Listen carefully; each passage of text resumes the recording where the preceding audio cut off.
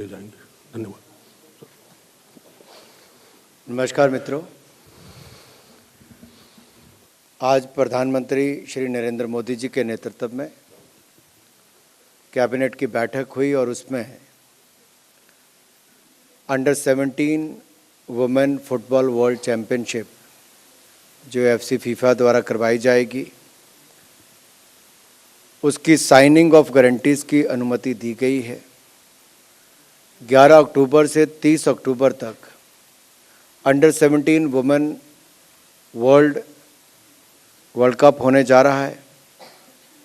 ये उसी तर्ज पर है जैसा 2017 में अंडर 17 मेंस वर्ल्ड कप हुआ था। और इस बार के जो under 17 women football world cup है, इसमें 16 टीमें भाग लेंगी। 11 अक्टूबर से 30 अक्टूबर तक इसको किया जाएगा। 3 शहरों में इसको खेला जाएगा, नवी मुंबई, गोवा और भुवनेश्वर में। इससे हमारी महिला खिलाड़ियों को, जिनकी फुटबॉल में रुचि है, उनको तो अच्छे अवसर मिलेंगे ही, फुटबॉल के खेल को भी देश भर में बढ़ावा मिलेगा। हमारी महिलाओं की टीम ने या महिला खिलाड़ियों ने बहुत सारे खेलों में अपना शानदार प्रदर्शन किया है। और इस बार की अगर आपने ज्ञात होगा आपको, खेलो इंडिया यूथ गेम्स में भी जब 11 नेशनल रिकॉर्ड टूटे तो उसमें से 11 महिलाओं ने तोड़े थे। तो लगातार बेटियों ने अच्छा प्रदर्शन किया है। अंडर 17 फुटबॉल वर्ल्ड कप जो वुमेन्स का होने जा रहा है, इससे खेलों को बढ़ावा मिलेगा। विशेष तौर पर बेटियों के फुटबॉल को ज़्यादा बढ़ावा मिल पाएगा। कुल मिलाकर खेलों की दृष्टि से बजट भी केंद्र सरकार ने 864 करोड़ से बढ़ाकर लगभग 2300 करोड़ किया है। ये अपने आप में पिछले कुछ वर्षों में सुधार हुआ है। बहुत सारी योजनाएं, टॉप स्कीम से लेकर खेलो इंडिया एक्रेडिटेड अकेडमीज़ हों या फिर खेलो इंडिया सेंटर हो, नेशनल सेंटर ऑफ एक्सीलेंस हो, ये सारे जहां एक और खेलों के इंफ्रास्ट्रक्चर को सुधार करने के लिए बल दिया गया है, वहीं पर प्रधानमंत्री मोदी जी ने लगातार खिलाड़ियों का बड़े टूर्नामेंट खेलने से पहले मनोबल बढ़ाने का काम भी और उनके वापस आने पर उनकी पीठ थपथपाने का काम भी किया है। दूसरा विषय आदरणीय अर्जुन मुंडा जी के विभाग से संबंधित है, जहां पर लंबे समय से हमारे जनजातीय क्षेत्र के भाई और बहनों की जो मांगें थी, जो वर्षों से पूरी नहीं हो पाई थी अलग अलग राज्यों की, उस पर भी निर्णय किया गया है। मैं आदरणीय अर्जुन मुंडा जी से, जो हमारे वरिष्ठ मंत्री भी, उनसे आग्रह करता हूं कि कृपया करके उसकी जानकारी आप सबके सामने रखें।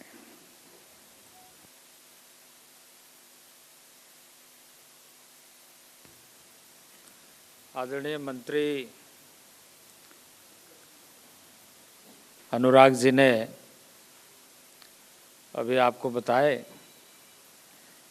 कि आज आदरणीय प्रधानमंत्री नरेंद्र भाई मोदी के नेतृत्व में मंत्री परिषद की बैठक हुई और उस मंत्री परिषद के बैठक में मंत्रिमंडल की बैठक हुई और उस मंत्रिमंडल के बैठक में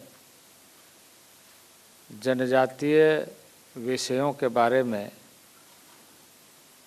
फैसले लिए गए, जो काफ़ी दिनों से विभिन्न राज्यों के मामले इस तरीके से बरसों तक पेंडिंग रहा और वो इस तरह के सुविधाओं से वंचित रहे।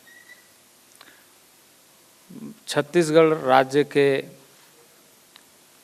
लगभग 12 ऐसे जातियों को, जिसमें 11 पर्यायवाची शब्द के रूप में और 1 को, क्योंकि छत्तीसगढ़ में कुल अधिसूचित 42 जनजातियां इस समय है और उसमें से 11 में पर्यायवाची शब्द के रूप में जोड़े गए हैं। भारिया, भूमिया, के स्थान के साथ साथ अब उसमें भूइयाँ, भूइयाँ एवं भूइयाँ ये शब्द जोड़े गए हैं। वहीं क्रमांक संख्या 5 में ही भारिया के स्थान पर पर्यायवाची शब्द के रूप में भारिया शब्द को भी जोड़े गए हैं। प्रविष्ट संख्या 5 पर पंडो, पंडो जो स्पेलिंग में डिफरेंसेस होने के वजह से कठिनाई होती थी, उसको भी इसमें जोड़ा गया है। प्रविष्ट संख्या 14 में जो धनवार है, उसमें धनुवार, धनवार आदि पर्यायवाची शब्द के रूप में जोड़े गए हैं। इसी तरीके से क्रमांक 15 में गदबा और गडबा ये दोनों शब्द को जोड़े गए हैं, जो उनके रेवेन्यू रिकॉर्ड्स के आधार पर देखा गया है। इसी तरीके से क्रमांक 16 में गोंड के रूप में गोण शब्द को जोड़ा गया है। क्रमांक संख्या 23 में कोंद के साथ कोंड शब्द को जोड़ा गया है। तो इसी तरीके से कोडाकू हैं, कोडाकू हैं। क्रमांक 32 में नगेसिया और नगासिया और किसान को पर्यायवाची शब्द के रूप में जोड़ा गया है। 33 में धांगड़ शब्द को प्रतिस्थापित किया गया है। इसी तरीके से क्रमांक 41 में सावर ऑलरेडी है, उसमें सावरा, सौरा शब्द जोड़े गए हैं। 42 के बाद बिंझिया जो उड़ीसा में, झारखंड में ऑलरेडी शेड्यूल्ड है, शेड्यूल्ड ट्राइब के सूची में है, यहाँ वो सूची में नहीं था। सभी औपचारिकताओं को, क्योंकि इसकी जांच की प्रविधि है और स्टेट से रिकमेंडेशन आती है और स्टेट के बाद में फिर हमारा मिनिस्ट्री उस पर कार्रवाई करने के बाद आरजीआई को, रजिस्ट्रार जनरल ऑफ इंडिया को भेजती है। उसकी सहमति प्राप्त होने के बाद फिर कमीशन इस पर अपना जांच और अपना मंतव्य देता है और उसके बाद ये अंतर मंत्रालय विमर्श के बाद मंत्रिपरिषद में स्वीकृति देती है। तो छत्तीसगढ़ के हमें लगता है कि लगभग 15 वर्षों से ये विषय इस तरीके से चल रहा था, जो फैसला नहीं हो पाया था। माननीय नरेंद्र भाई मोदी के नेतृत्व में आज मंत्रिपरिषद ने इस पर फैसला दिया और इसको शामिल किया। इसी तरीके से हिमाचल में हट्टी समुदाय सिरमौर जिले के अंदर ट्रांसगिरी क्षेत्र में, ये एरिया स्पेसिफिक रहने वाले जो लोग हैं उनके लिए ये फैसला मंत्री मंडल ने किया है और इससे लगभग वहाँ 1,60,000 लोग अब इस सूची में शामिल होंगे। इसी तरीके से तमिलनाडु में पूरे हिल्स में रहने वाले एक ट्राइबल जिसकी सूची में नाम नहीं थी, नारी कोरबन और कुरुबिकरण, इसके बारे में भी मंत्रिपरिषद ने स्वीकृति दी है। इसके साथ साथ कर्नाटका के जो इस समय सूची में सम्मिलित है, उसमें पर्यायवाची शब्द के रूप में बेटा कुर्बा को शामिल किया गया है। उसके जांच और उसके सारे रिपोर्ट आने के बाद आरजीआई ने सहमति दी और सहमति देने के बाद में ये प्रस्ताव को भी सारे जो इसकी औपचारिकता हैं उसको पूरा करते हुए मंत्रिपरिषद लाया गया था। एक उत्तर प्रदेश का, उत्तर प्रदेश का एक मामला जिसमें ऑलरेडी हम पार्लियामेंट में इंट्रोड्यूस कर चुके थे इस बात को लेकर कि जब ये अनुसूचित जनजाति के सूची में सूचीबद्ध हो रहे थे उस समय जिला का जो सीमांकन हुआ था, जिला नए ज़िले बने थे, उन ज़िलों के कारण विषमता बनी हुई थी। बाद में इसको पार्लियामेंट ले जाया गया, लेकिन इसके बाद फिर एक नई आपत्ति और सूचना प्राप्त हुई इसके कि जो ज़िला है जिसको संत रविदास नगर, वो एक्चुअली भदोही ज़िला ही उसको कहा जाता है।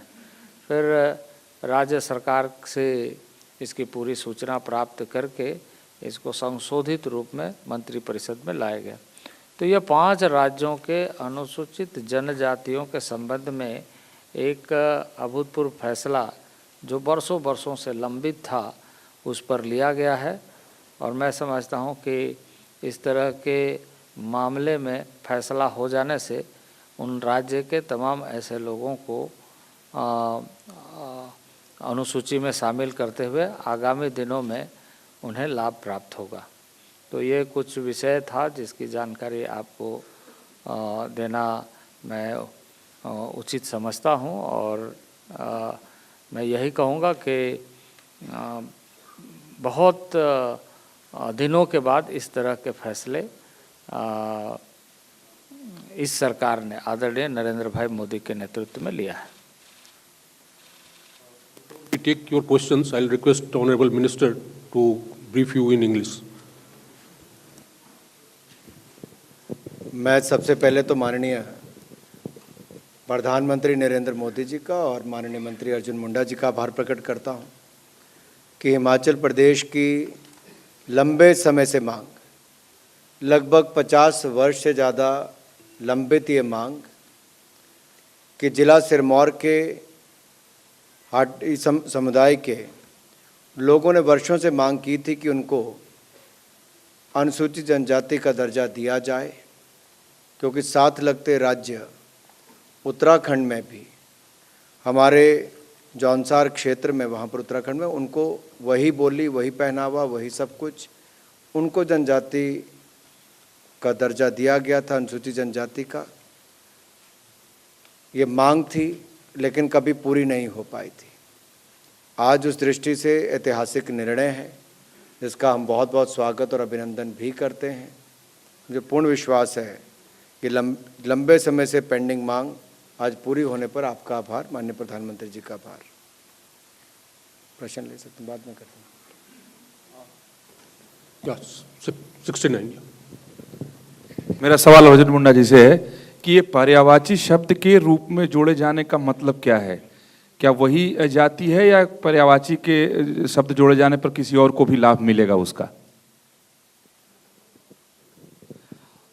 देखिए, कुछ मामले इस तरह के हैं।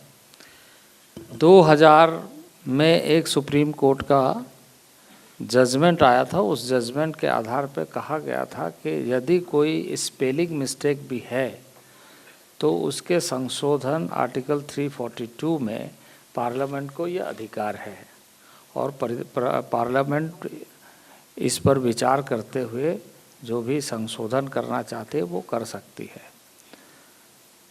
और इस मामले को लेकर कई बार कुछ राज्यों में इस तरह की परिस्थिति बनी कि स्पेलिंग मिस्टेक है या पर्यायवाची शब्द के रूप में एक ही वर्ग के लोग हैं, एक ही जाति के लोग हैं। लेकिन उन दिनों में जब रेवेन्यू रिकॉर्ड्स बना था, क्योंकि रेवेन्यू रिकॉर्ड्स बहुत पुराने होते हैं, कैडेस्ट्रल सर्वे 1896 से प्रारंभ हुआ और 1932 से बाद में 1964, कुछ जगहों में 1972 तक हुआ।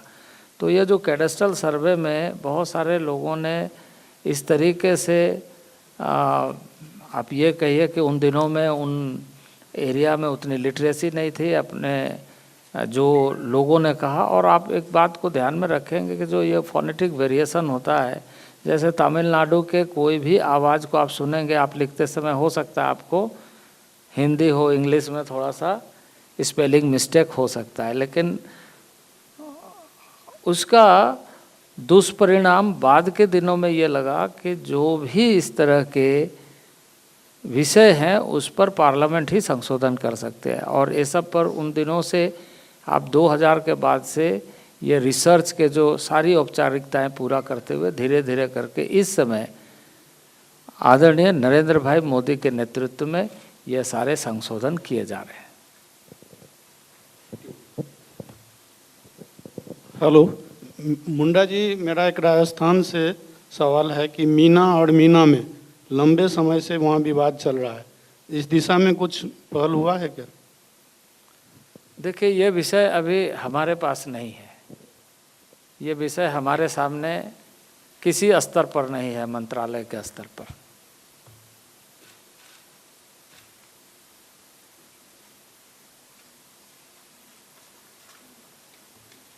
किसी और का कोई सवाल? नहीं, कैबिनेट से जुड़ा हुआ जो विषय उस पर पूछेंगे। As today cabinet, the Union Cabinet met today under the chairmanship of Prime Minister Narendra Modi ji, and Cabinet approved the signing of guarantees for hosting FIFA Under-17 Women World Cup, Football World Cup.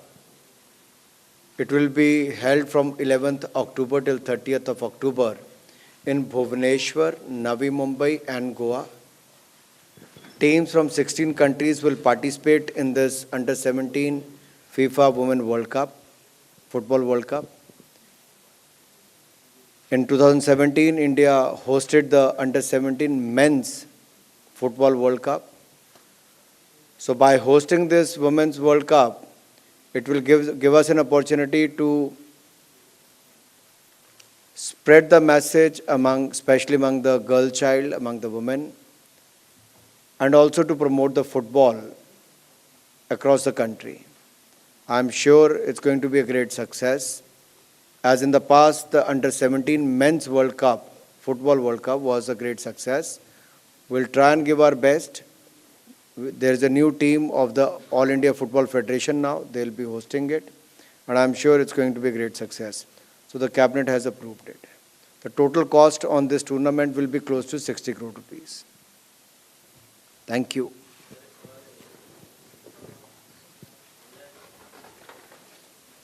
Cabinet से जुड़ा हुआ नहीं है ना?